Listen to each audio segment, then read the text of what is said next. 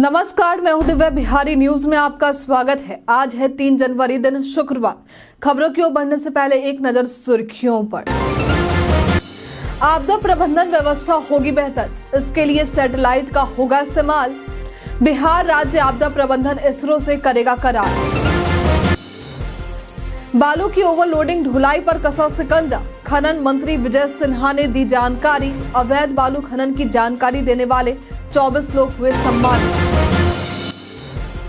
सरकारी स्कूलों का अवकाश कैलेंडर हुआ जारी। 2 से 21 जून तक होगी गर्मी की छुट्टी। 7 जनवरी तक विशिष्ट शिक्षकों को देना होगा योगदान।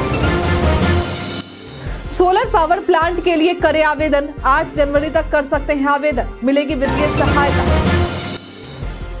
ठंड से बचाव है जरूरी, ठंड लगने पर जानिए लक्षण। इससे बचाव के लिए गर्म कपड़े पहनना है जरूरी। 4 जनवरी को होगी बीपीएससी की परीक्षा। प्रशासन ने तैयारी की पूरी, करी रहेगी सुरक्षा व्यवस्था। सिडनी टेस्ट से रोहित शर्मा के बाहर होने की संभावना। रवि शास्त्री ने भी रोहित को लेकर दिया बयान। जानिए रोहित को शास्त्री ने क्या दी सलाह। चले बढ़ते हैं अब तक के 25 बड़ी खबरों की ओर विस्तार से। सीबीएसई ने 212 पदों पर निकाली भर्ती। केंद्रीय माध्यमिक शिक्षा बोर्ड द्वारा सुपरिटेंडेंट और जूनियर असिस्टेंट के पदों पर भर्ती निकाली गई है। ये भर्ती कुल 212 पदों के लिए आवेदन प्रक्रिया शुरू है और आवेदन करने की अंतिम तारीख 31 जनवरी है। इच्छुक उम्मीदवार इसके आधिकारिक वेबसाइट www.cbse.gov.in पर जाकर आवेदन कर सकते हैं। इस भर्ती के लिए जरूरी है कि उम्मीदवारों ने ग्रेजुएशन या 12वीं पास किया हो। उम्मीदवारों की आयु सीमा 18 से 30 साल के बीच में होनी चाहिए। भर्ती से संबंधित सटीक और अधिक जानकारी के लिए आप इसके आधिकारिक वेबसाइट और अधिसूचना को देख सकते हैं।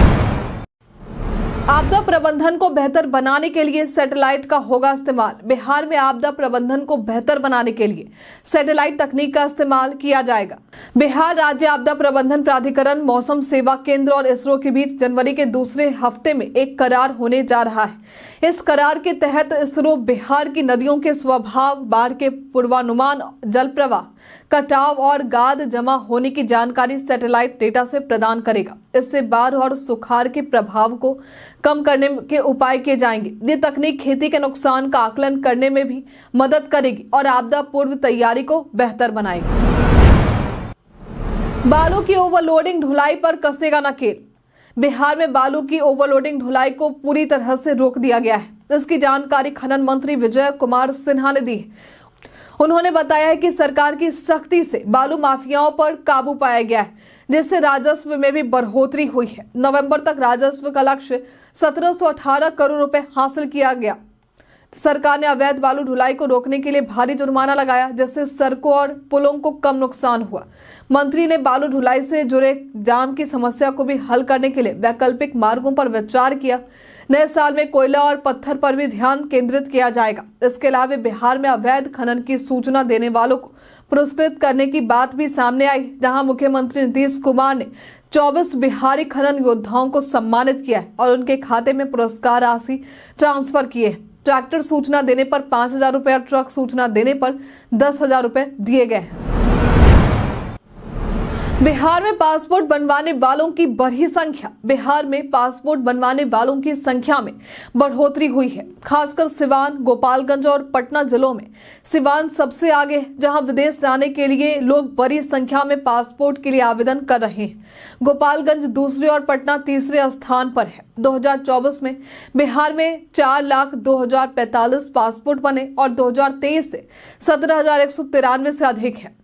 फर्जी दस्तावेजों के आधार पर पासपोर्ट बनाने की समस्या सामने आई, जिसके समाधान के लिए मोबाइल वैन कैंप आयोजित किए जा रहे हैं। साथ ही डाकघर पासपोर्ट सेवा केंद्रों की संख्या भी बढ़ाई जा रही है। स्कूलों का अवकाश कैलेंडर हुआ जारी। शिक्षा विभाग ने 2025 के लिए सरकारी स्कूलों का अवकाश कैलेंडर जारी किया है, जिसमें महापुरुषों की जयंती, गर्मी छुट्टी और ठंड की छुट्टियां, रक्षाबंधन और ईद की छुट्टियां शामिल है। गर्मी की छुट्टी 2 से 21 जून तक, ठंड की छुट्टी 25 से 31 दिसंबर तक रहेगी।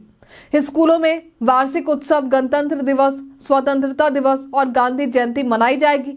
बच्चों को इन छुट्टियों में होमवर्क दिया जाएगा, जिसे शिक्षक स्कूल खुलने के बाद मूल्यांकित करेंगे।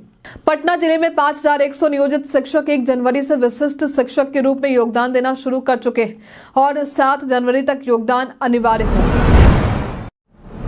बिहारी पहचान में आज हम बात करेंगे मैथिली ठाकुर की। मैथिली एक भारतीय गायिका है जो मैथिली और भोजपुरी के साथ साथ कई स्थानीय भाषाओं में छठ गीत और कजरी गाती है। उन्होंने कई बॉलीवुड कवर और अन्य पारंपरिक लोकगीत भी गाए हैं। इनका जन्म 25 जुलाई वर्ष 2000 में बिहार के मधुबनी जिले में हुआ था। मैथिली कई टीवी शो में भी देखी जा चुकी हैं। इन्होंने अपनी सराहनीय कार्यों के लिए कई पुरस्कार भी अपने नाम किए, जिसमें राष्ट्रीय रचनाकार पुरस्कार शामिल है। स्कूली बच्चों के ऑटो रिक्शा वाहनों पर सख्त कार्रवाई का आदेश। परिवहन विभाग ने स्कूली बच्चों को ऑटो और ई रिक्शा में ढोने पर सख्त कार्रवाई करने के आदेश दिए, क्योंकि इन वाहनों में बच्चों की सुरक्षा के कोई इंतजाम नहीं होते हैं। विभाग ने सभी जिला परिवहन अधिकारियों को निर्देश दिया है कि अगर आप स्कूली बच्चों को इन वाहनों में लाया या भेजा जा रहा है तो संबंधित वाहन मालिक और चालक के खिलाफ कार्रवाई की जाए। विभाग का मानना है कि इन वाहनों में सुरक्षा सुविधाएं जैसे seat belt, rear view mirror, wiper आदि भी की कमी होती है और ये बच्चों के लिए खतरे का कारण बन सकते हैं। सावधानी के साथ जानिए फोन की स्क्रीन कैसे करें साफ। स्मार्टफोन आजकल हर किसी की जिंदगी का अहम हिस्सा बन चुका है, लेकिन लगातार इस्तेमाल के कारण इसके स्क्रीन और किनारों पर धूल और गंदगी जमा हो जाती है, जिससे फोन का लुक प्रभावित होता है। इसे साफ करने के लिए सबसे पहले फोन को बंद कर लें और माइक्रोफाइबर कपड़े से हल्के हाथों से किनारों को पोंछें। इसके अलावा कान साफ करने वाले कॉटन ईयरबड्स का इस्तेमाल करके किनारों से गंदगी निकाल सकते हैं। कंप्रेस्ड एयर से भी धूल हटाई जा सकती है, लेकिन हवा का दबाव बहुत ज्यादा नहीं होना चाहिए। ध्यान रखें, फोन को पानी में ना डुबोएं और ना ही केमिकल्स का इस्तेमाल करें। सोलर पावर प्लांट के लिए 8 जनवरी तक करें आवेदन। सोलर पावर प्लांट के माध्यम से अपने कृषि कार्यों को सुगम और सस्ता बनाया जा सकता है। सोलर पावर प्लांट के लिए इच्छुक किसान या फर्म 8 जनवरी तक आवेदन कर सकते हैं। Bihar state power generation company limited ने 1121 विद्युत उपकेंद्रों से जुड़े 3681 कृषि या मिश्रित फीडरों का सोलराइजेशन किया जा रहा है, जिससे बिहार के किसानों को पीएम कुसुम योजना का लाभ मिल सके। इससे किसान अपनी जमीन पर खुद सोलर प्लांट लगा सकते हैं या फिर रेंट या लीज पर दे सकते हैं। इस योग्यता के तहत किसानों को वित्तीय सहायता के रूप में भारत सरकार द्वारा प्रति मेगावाट 1.05 करोड़ रुपए और बिहार सरकार द्वारा 45 लाख रुपए मिलते हैं। 4 जनवरी को होने वाली बीपीएससी परीक्षा को लेकर प्रशासन तैयार। बिहार लोक सेवा आयोग यानी बीपीएससी की 70वीं संयुक्त प्रारंभिक परीक्षा 4 जनवरी को आयोजित होगी। पटना के डीएम और एसएसपी ने बैठक कर परीक्षा के सुचारू संचालन के लिए कड़ी निगरानी रखने का निर्णय लिया है। परीक्षा केंद्रों पर पर्याप्त संख्या में दंडाधिकारी और पुलिस अधिकारियों की तैनाती की जाएगी। डीएम डॉक्टर सिंह ने कहा है कि परीक्षा को कदाचार मुक्त और शांतिपूर्ण बनाने के लिए किसी भी अवांछित गतिविधि पर कड़ी कार्रवाई की जाएगी। परीक्षा में मोबाइल इलेक्ट्रॉनिक उपकरणों का उपयोग वर्जित रहेगा। उम्मीदवारों को सुबह 9:30 से 11 बजे तक परीक्षा केंद्र में प्रवेश मिलेगा।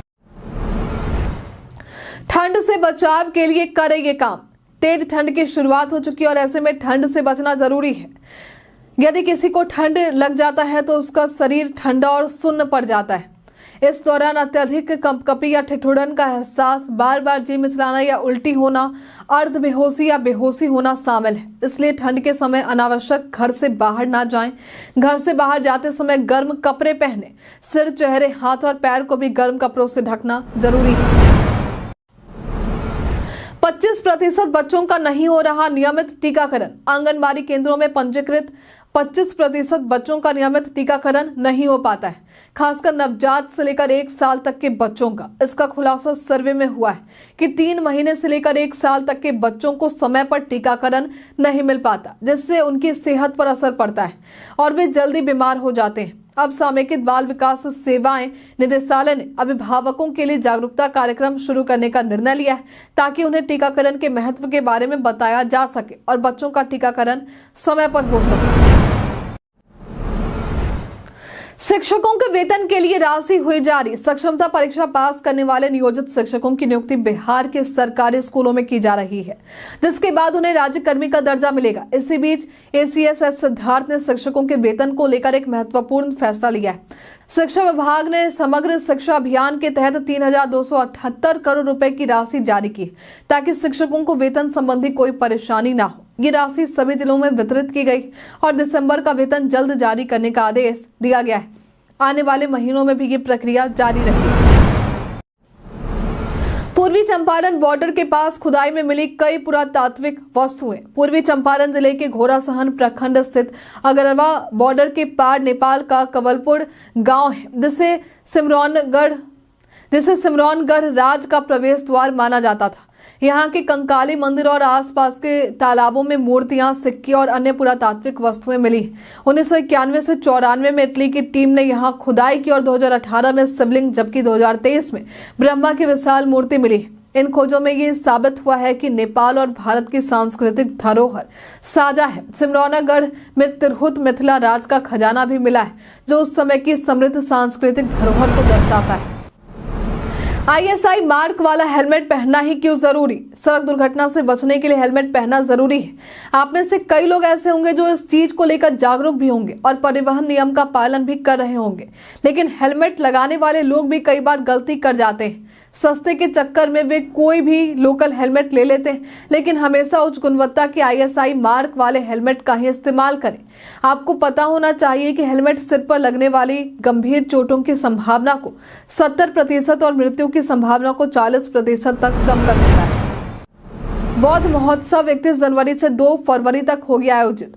बिहार बोधगया में बौद्ध महोत्सव 31 जनवरी से 2 फरवरी तक आयोजित होगा। इस 3 दिवसीय महोत्सव की तैयारियों के लिए गया जिला प्रशासन ने कार्य समिति का गठन किया है। महोत्सव के दौरान विभिन्न विभागों के स्टॉल, व्यंजन मेला और ग्राम श्री मेला आयोजित होंगे। इस बार 6 देशों के कलाकारों की प्रस्तुति भी होगी, जिसमें Vietnam, Bhutan, Cambodia, Thailand, Sri Lanka और जापान शामिल है। इसके अतिरिक्त अधिक पर्यटकों को आकर्षित करने के लिए विशेष बस सेवा और ई-रिक्शा की व्यवस्था की जाएगी, जिससे लोग आसानी से महोत्सव स्थल तक पहुंच सकें।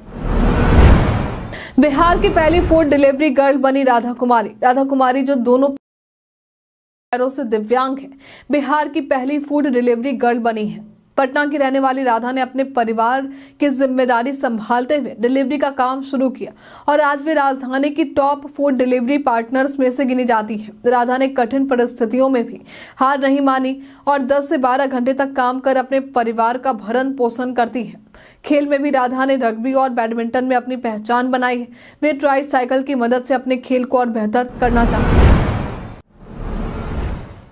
अचानक तापमान में आई गिरावट, कड़ाके की बढ़ी ठंड। नए साल की शुरुआत के साथ ही कड़ाके की ठंड बढ़ चुकी है। प्रदेश के कई जिलों में धूप के दर्शन नहीं मिले, जिससे ठंड का असर और भी बढ़ गया है। प्रदेश में आज का मौसम शुष्क रहने की संभावना है। आज प्रदेश में उत्तरी भाग में 1 या 2 जगहों पर ठंड को लेकर येलो अलर्ट जारी किया गया है। साथ ही प्रदेश में अधिकतर जगहों पर सुबह के समय हल्के से मध्यम स्तर का कुहासा छाए रहने की संभावना जताई गई है।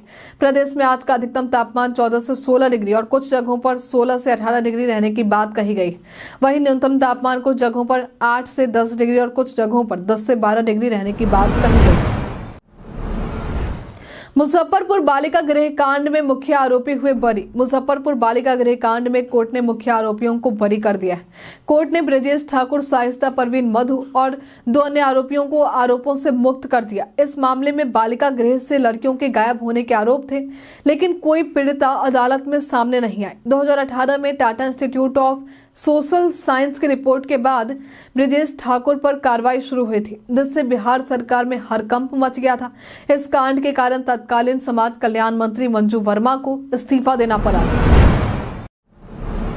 बीपीएससी के समर्थन में आज पप्पू यादव करेंगे चक्का जाम। पूर्णिया के निर्दलीय सांसद पप्पू यादव ने आज 70वीं बीपीएससी पीटी परीक्षा को रद्द करने की मांग को लेकर बिहार भर में रेल चक्का जाम और एनएच सड़कों को जाम करने का ऐलान किया है। उन्होंने अभ्यर्थियों के समर्थन में राजधानी पटना में खुद शामिल होने की बात कही।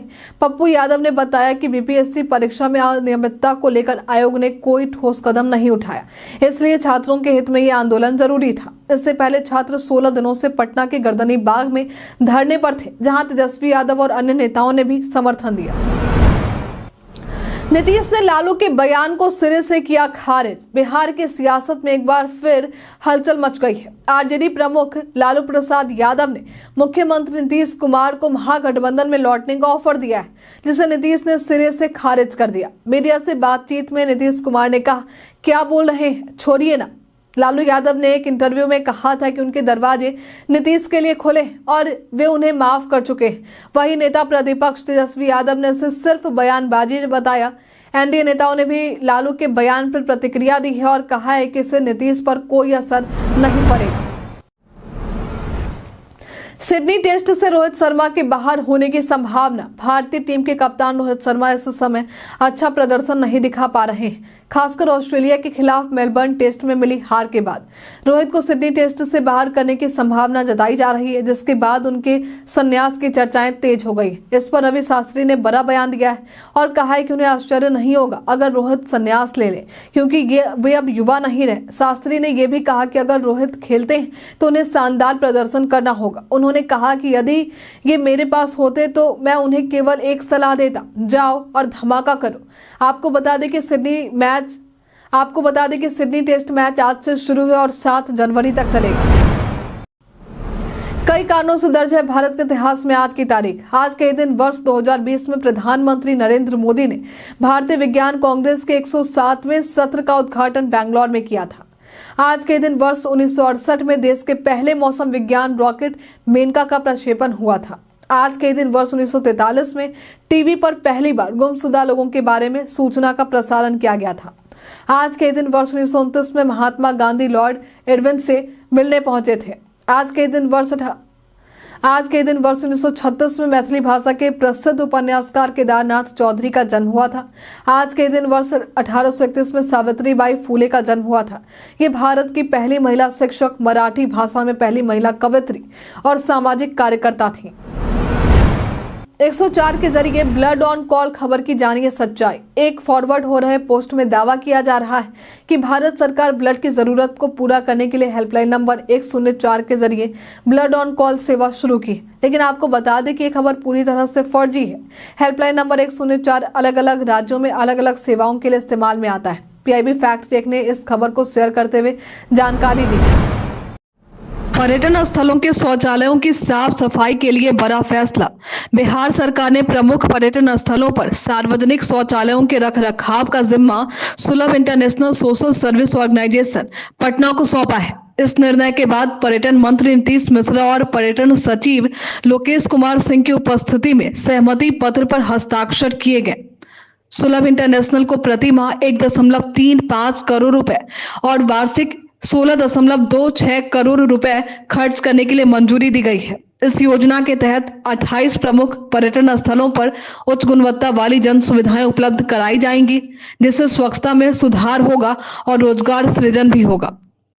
हम प्रतिदिन आपसे 5 ऐसे जरूरी सवाल पूछेंगे, उसके जवाब बताएंगे जो कि बीपीएससी, बिहार पुलिस दरोगा समेत एसएससी जैसे अन्य प्रतियोगी परीक्षाओं में काम आएंगे। सवाल इतिहास, बिहार स्पेशल, विज्ञान, करंट अफेयर्स और भूगोल से रहेंगे। पूछे गए 5 सवालों में आपने कितना सही उत्तर दिया है हमें कॉमेंट में लिखकर जरूर बताइए। तो हमारा पहला सवाल है, खेल रत्न अवार्ड 2025 में कितने एथलीटों को सम्मानित किया जाएगा? ऑप्शन ए 2, ऑप्शन बी है 3, ऑप्शन सी है 4, ऑप्शन डी है 5। इसका सही उत्तर है 4। जम्मू कश्मीर और लद्दाख युगों के माध्यम से पुस्तक का विमोचन किसने किया? ऑप्शन ए है Rajnath Singh, option B Amit Shah, option C है ज्योतिरादित्य सिंधिया, ऑप्शन डी है जयंत चौधरी। इसका सही उत्तर है अमित शाह। संतोष ट्रॉफी के 78वें संस्करण का टाइटल किस टीम ने जीता? Option A Paschim Bengal, option B है मोहन बागान, ऑप्शन सी है केरल, ऑप्शन डी है सिक्किम। इसका सही उत्तर है पश्चिम बंगाल। वर्ष 1956 में राज्य पुनर्गठन के साथ बिहार में कितने जिले थे? ऑप्शन ए 55, ऑप्शन बी है 35, ऑप्शन सी है 21, ऑप्शन डी है 17। इसका सही उत्तर है 17। निम्न में कौन से कलाकार का संबंध बिहार से नहीं है? Option A Manoj Vajpayee, option B है शत्रुघ्न सिन्हा, ऑप्शन सी है शेखर सुमन, ऑप्शन डी आशुतोष राणा। इसका सही उत्तर है आशुतोष राणा। बीते दिन हमारे द्वारा पूछे गए सवाल का आप लोगों में से बहुत सारे लोगों ने अपना जवाब हमें हमारे कमेंट सेक्शन बॉक्स में लिखकर दिया है। जिन्होंने हमारे द्वारा पूछे गए सवाल का जवाब, जिनके नाम है रवि कुमार गुप्ता, गुलसाद आलम, राजकिशोर महतो, राहुल महतो, छोटी कुमारी, राजेश मांझी, मोतीलाल कुमार, वेद प्रकाश सिंह, मोहम्मद तारिक, मोहम्मद साकिर हुसैन, आरती शर्मा, सौरभ कुमार, कुश कुमार यादव, बिक्की कुमार, वरुण कुमार, राजीव कुमार, शिव शक्ति, रामबाबू सहनी, राजेश मांझी, पुनित कुमार। इसी के साथ बढ़ते हैं आज के सवाल की ओर। आज का सवाल है, नए साल में आपने अपने जीवन के लिए क्या लक्ष्य तय किया है? आप अपना जवाब हमें कमेंट में लिखकर जरूर बताइए। आज के लिए फिलहाल इतना ही। बिहार के तमाम खबरों के साथ बने रहने के लिए देखते रहे बिहारी न्यूज। और साथ ही अगर आप यूट्यूब से देख रहे हैं तो चैनल को लाइक करना और सब्सक्राइब करना, अगर आप फेसबुक से देख रहे हैं तो पेज को फॉलो करना ना भूलें। धन्यवाद।